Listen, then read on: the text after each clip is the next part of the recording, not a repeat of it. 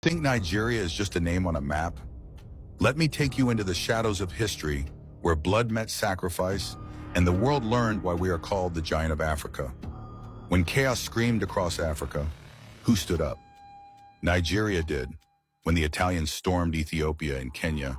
Intending to rewrite Africa's destiny, Nigeria's military thundered across borders and drove them back into history.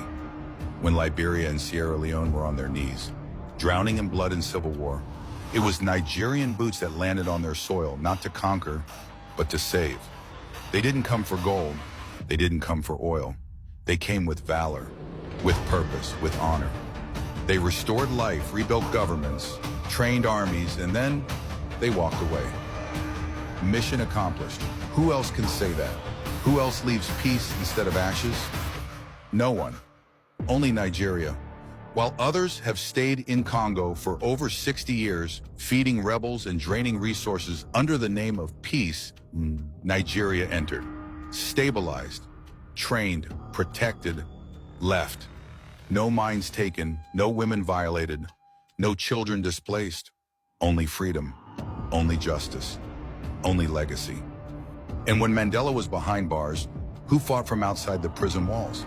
Who hosted him in 1962 and stood by until South Africa could breathe again in 94? Nigeria did. $61 billion. That's what Nigeria spent rescuing African nations.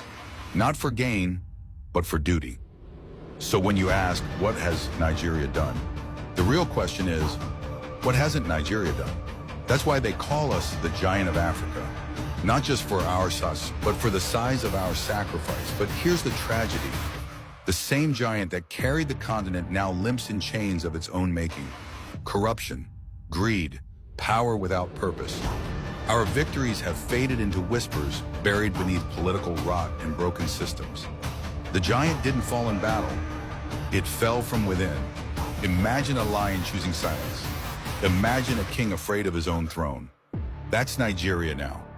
But the bones of warriors still lie beneath this soil.